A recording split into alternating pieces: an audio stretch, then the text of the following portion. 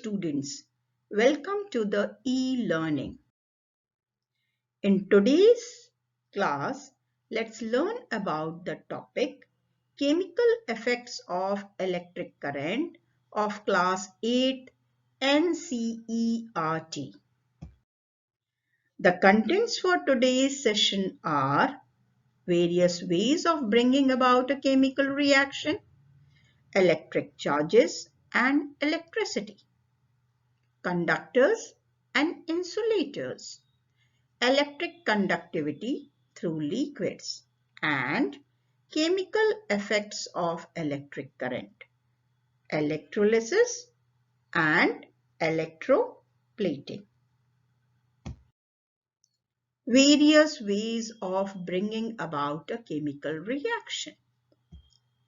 Students, chemical reaction are the permanent change that take place in a chemical substance, either an element or a compound, where some new chemical substance is formed, which has entirely new set of properties. A chemical reaction can be recognized with the characteristics such as change in state, change in color, evolution of a gas, or change in temperature. A chemical reaction can take place in a substance when heat is supplied. For example, when we heat the paper or wood, for some times it starts burning. So burning is a chemical reaction, as during this process a new substance is formed. So the ash as well as carbon dioxide gas is released. The reaction can also take place when electric current is passed through the chemical substance. Many times when a chemical substance is in a fused or molten form or in an aqueous medium, and when electric current is passed through it, there occur a chemical change in the substance. For example, when electric current is passed through a saturated solution of sodium chloride, it forms sodium metal and chlorine gas is evolved. A chemical reaction can also take place in presence of sunlight. The process of photosynthesis is a good example where carbon dioxide and water reacts in presence of sunlight to produce glucose and oxygen in the green plants. Electric charges and electricity. Students, let's learn how the chemical changes occur due to electric current. Before looking into this, let's have a brief idea of electric charges and electricity. As everything around us is a matter, and all matter is made up of atoms. Atoms are the smallest particle of the matter that has 3 subatomic particles, which are also termed as the fundamental particles, namely proton, neutron, and electron. The proton and the neutrons are present at the center of the atom in the nucleus,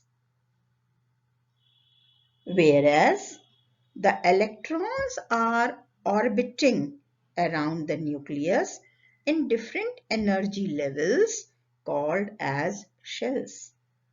Among these subatomic particles, the proton that is present in the nucleus is possessing a positive charge, whereas the electrons orbiting around the nucleus in different shells are having a negative charge. Electricity. Students, electricity or electric current is the term related to the set of physical phenomena associated with the presence and motion of matter that has a property of electric charges, or electric current or electricity is the movement of electric charges carrier such as the subatomic charge particles, the electrons or the protons, or the ions. The ions are the charged atoms that are formed due to the loss or the gain of one or more electrons. Conductors and insulators. This electric current can flow through some materials smoothly, whereas through some it cannot. Depending on the way the electric current is flowing through a material, there are mainly two types of material: the conductors and the insulators. Conductors are all those solid material that allow the current to flow through it easily. Examples of conductor are all metals such as gold, silver, copper, aluminium. As copper and aluminium are good conductor, they are used to make electric wires, whereas insulators are all those solid that do not allow the electric current to flow through it. Example: wood, glass, plastic, rubber. Hence, the handle of various electric gadgets are made up of plastic to prevent from getting the electric shocks. To examine that a material is a conductor or insulator, we can make a simple tester. It is a circuit made with a small 3-volt bulb connected with electric wires to the battery and electric switch, and the two ends of the wires are connected with crocodile clip, as we see in the figure. To test whether a material is a conductor or an insulator, hold the material in between the crocodile clip and make the switch at the on position. If the bulb glows, then the material is a conductor. But if the bulb does not glow, it is a insulator. Electric conductivity through liquids. Students, it is not the solids that conduct the electricity. The liquid also conduct electricity. To test the conductivity of electric current through liquids, a simple tester is made with a 3-volt battery. We use it in the electric torch. This is connected to the connecting wire. A source of the electric energy of 6-volt battery is used for this, and the two ends of the wire are kept open. The small plastic container in which the liquid can be kept is considered, and this are kept free when these wires are being dipped in different liquids which is being placed in the container. If the bulb glow for the given liquid, it means that it conducts the electricity. But if the bulb does not glow for the given liquid, it is unable to conduct the electricity. Depending upon the conductivity of the electric current, the liquids are classified as electrolyte and non-electrolyte. Electrolytes are all those liquids or solutions that allow the electric current to pass through them. Example, all acids, strong bases, and salt solution are electrolyte. The liquids that do not allow the electric current to pass through them are termed as non-electrolyte.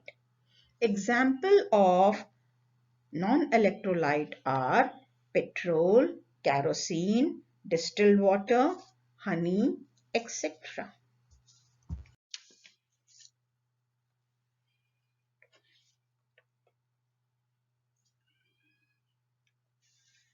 Chemical effect of electric current. Students, it is already known that the electric current can give different effects such as heating effect, magnetic effect. Now let's learn how the electric current can bring about a chemical effect. If in a tester we keep the electrolyte and it allows the electric current to pass, certain changes are observed, such as there occur a change in the color of the electrolyte, and some deposit can be seen at the free end of the wire dipped in the electrolyte. And secondly, some gas is released at the free end of the wire. The first chemical effect of electric current, which we will consider now, is electrolysis.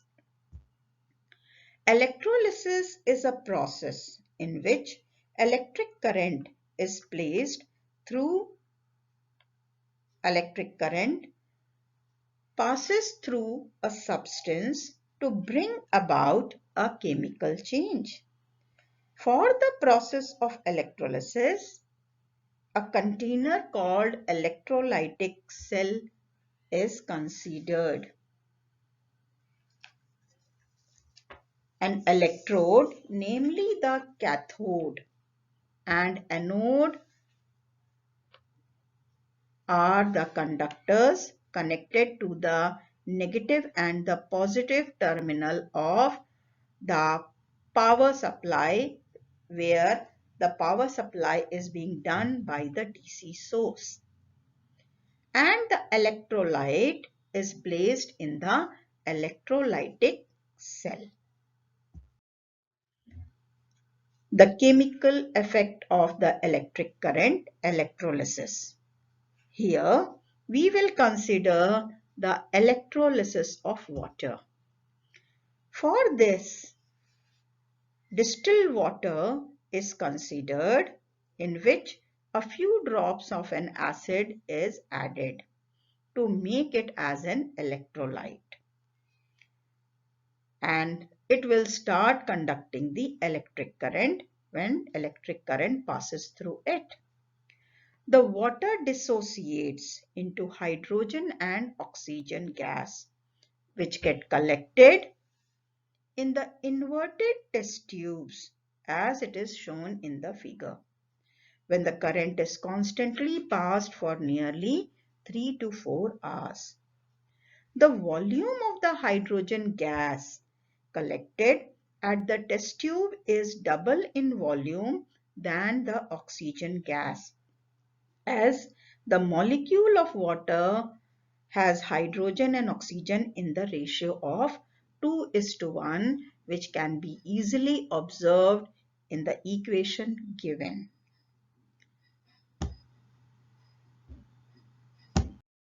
Chemical effect of electric current, electroplating. Students, the other chemical effect of electric current is electroplating. It is defined as When a material is coated with a desired metal with the help of electric current, it is called as the electroplating. Or it is a process that creates a metal coating on a solid substrate by means of a direct electric current. For electroplating, in an electrolytic cell, a material to be electroplated is considered as a cathode, and a pure metal is used for electroplating is considered as anode. The electrolyte taken is the salt of the pure metal. The setup of the electroplating is done as we can see in the figure. When the current is passed, the pure metal from the anode migrates and start depositing on the material to be electroplated. The important thing in this is that there are certain points that we should always remember while doing the electroplating. The material electroplated should always be considered as cathode, as all the metal ions migrate from the anode to the cathode and get deposited. And the electrolyte should be a salt of the metal used for the electroplating. So students, let's look what we have learned in this session. We learned the different ways of bringing about a chemical reaction. We learned the electric current, the conductors, and the insulators. We learned the electrical conductivity through different liquids, due to which the liquids are categorized as electrolytes and non-electrolytes. And lastly, we have learned about the chemical effect of electric current in the different processes such as electrolysis and electroplating. So that's all in this session.